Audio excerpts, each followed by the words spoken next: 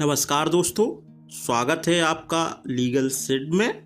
आज हम लेकर आए हैं आप लोगों के लिए एक नया टॉपिक। यह है टॉपिक संविधान से जुड़ा हुआ। आखिर कैसा दिखता है हमारा भारत का ओरिजिनल संविधान, चलिए इसको देखते हैं। भारतीय संविधान की ओरिजिनल हस्तलिखित प्रति, जिसे संविधान सभा द्वारा तैयार किया गया था, भारतीय इतिहास की एक महान धरोहर है।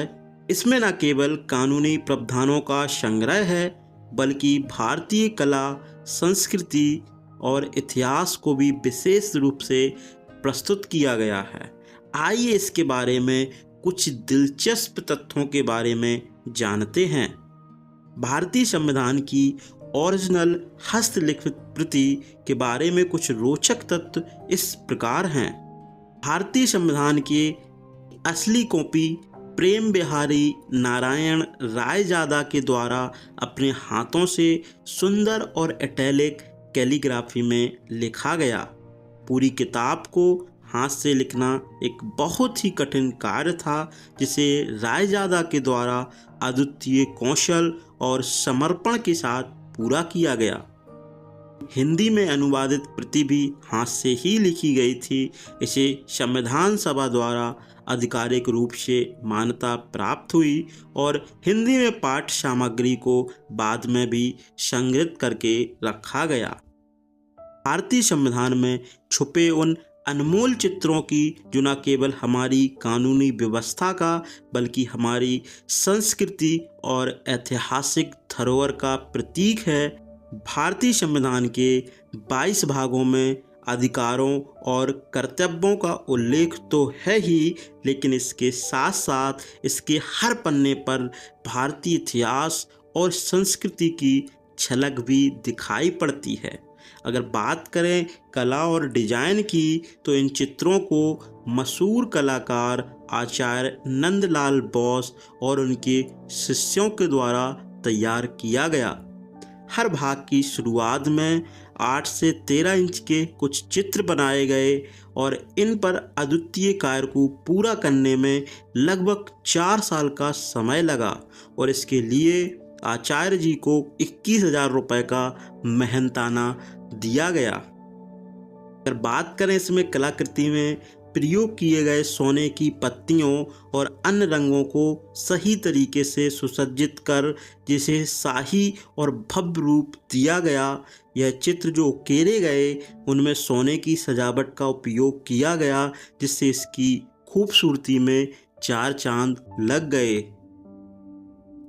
अगर बात करें इसके संरक्षण और स्थान की, भारतीय संविधान की हस्तलिखित मूल प्रति वर्तमान में भारतीय संसद भवन में विशेष तापमान एवं हीलियम से भरे कांच के फ्रेम में रखी गई हैं। इसे विशेष अवसरों पर प्रदर्शित भी किया जाता है और इसे संरक्षित करने के लिए कड़े सुरक्षा उपाय भी किए गए हैं। भारतीय इतिहास की प्रतीक की बात करें तो यह दस्तावेज न केवल एक कानूनी ग्रंथ है, बल्कि भारतीय सांस्कृतिक धरोहर का प्रतीक भी है। इसमें भारत की विविधता, एकता और समृद्ध सांस्कृतिक परंपरा का संदेश छुपा हुआ है। प्रत्येक खंड की शुरुआत में एक अलग चित्रण है, जो उस समय की महत्वपूर्ण ऐतिहासिक घटनाओं को उजागर करता है। संविधान की ये चित्र भारतीय इतिहास की विकास यात्रा का प्रतीक है। सुनहरे बॉर्डर और लाल पीले रंगों से सजे ये चित्र अशोक की लाट से शुरू होते हैं, जो भारत का राष्ट्रीय प्रतीक है। प्रस्तावना को घेरते हुए इस बॉर्डर में घोड़े, शेर, हाथी और बैल के चित्र हैं, जो सिंधु घाटी सभ्यता से प्रेरित हैं। हम चलते हैं संविधान के पहले भाग पर। तो पहले भाग में सिंधु घाटी सभ्यता के मोहनजोदड़ो में राजसी जैबू बैल, जिसके भारी फीते और चौड़े घुमावदार सींग हैं, उस वाली मोहर का चित्र यहाँ पे लगाया गया है, जो भारतीय सभ्यता की शुरुआत को प्रदर्शित करता है, जो हमारी सांस्कृतिक धरोहर का प्रतीक है। अगर बात करें दूसरे भाग में तो यहाँ पे वैदिक काल का एक दृश्य दिखाया गया है, जिसमें एक ऋषि का आश्रम और गुरुकुल के दृश्य का चित्रण है, जिसमें शिक्षा लेते हुए बच्चे दिखाए गए हैं। तीसरे भाग में चलते हैं तो यहाँ पे भगवान राम, देवी सीता और लक्ष्मण की पुष्पक विमान से अयोध्या वापसी की तस्वीर देखने को मिलती है।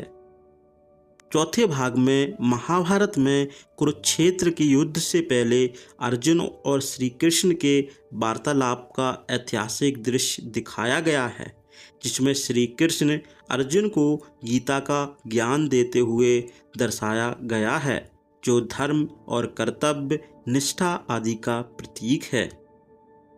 बात करें पांचवें भाग में तो महात्मा बुद्ध का जीवन दर्शाया गया है।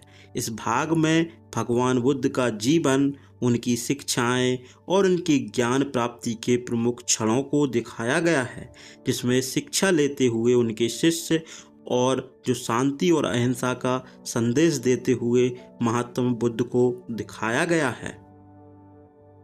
छठे भाग में तप में लीन 24वें तीर्थंकर वर्धमान महावीर जैन को दर्शाया गया है।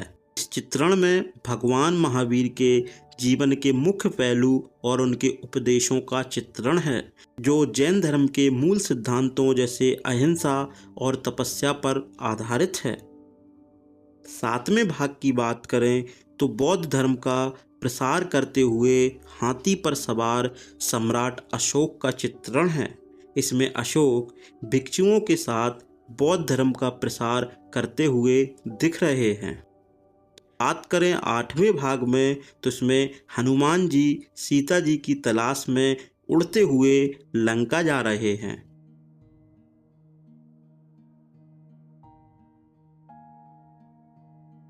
बात करें नौवें भाग में राजा विक्रमादित्य सिंहासन बत्तीसी पर बैठे दिखाई दे रहे हैं। अगर बात करें हम अगले भाग यानी 10वें भाग में तो अनुसूचित क्षेत्रों पर प्रतिनिधित्व करते हुए नालंदा विश्वविद्यालय का चित्र है, जो प्राचीन नालंदा विश्वविद्यालय की मोहर और उसका चित्र बना हुआ है। मोहर पर देवनागरी लिपि में नालंदा विश्वविद्यालय लिखा है। अब हम चलते हैं 11वें भाग पर, जहाँ पे राजा भरत की तस्वीर है, जिनके नाम पर आज हमारे देश का नाम है। यह उड़िया शैली की एक कलाकृति है।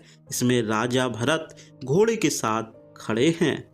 12वें भाग में चलें तो यहाँ पे नटराज के रूप में भगवान शिव की प्रतिमा और यह दक्षिण भारतीय शैली का चित्र है, जिसमें काल की छाती पर पैर रखकर नटराज नृत्य कर रहे हैं। 13वें भाग में बात करें तो महाबलीपुरम मंदिर की कला का चित्रण दर्शाया गया है, जिसमें शेषनाग के साथ साथ अन्य देवी देवताओं के चित्र हैं। इसी चित्र में भागीरथी की तपस्या और गंगा अवतरण को भी दर्शाया गया है।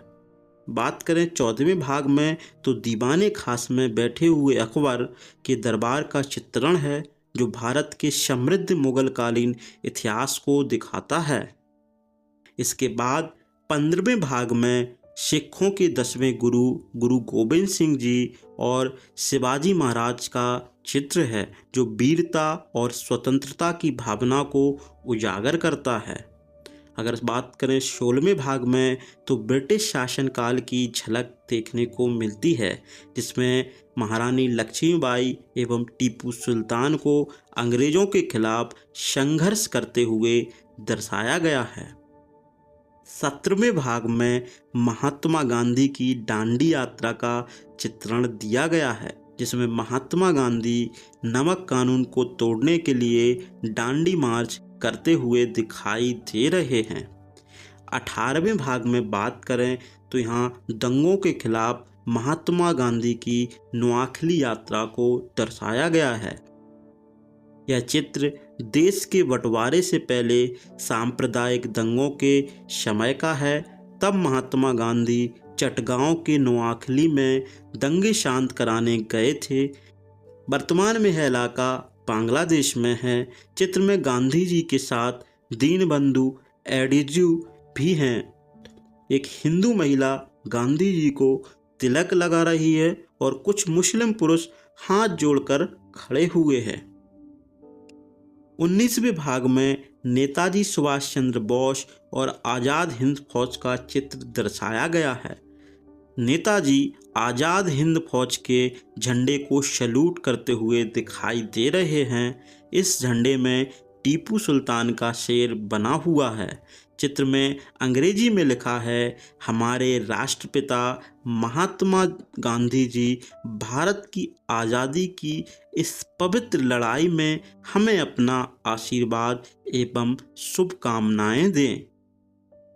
जबकि 20वें भाग की बात करें तो दुनिया की सबसे ऊंची चोटी वाले हिमालय की ऊंची चोटियों को दर्शाया गया है, जो भारतीय संस्कृति और सभ्यता की ऊंचाई का प्रतीक है। 21वें भाग में थार रेगिस्तान का चित्रण है, जिसमें ऊंटों का काफिला दिखाया गया है। यह भारत की प्राकृतिक विविधता को दर्शाने का काम करता है। अंत में चलते हैं 22वें भाग में, तो यह समुद्र की ऊंची लहरों को मात देता हुआ भारतीय जहाज का चित्रण। यह समुद्र और विशाल जहाज का चित्रण जो हमारे प्राचीन समुद्री व्यापार और यात्रा की परंपरा को दर्शाता है।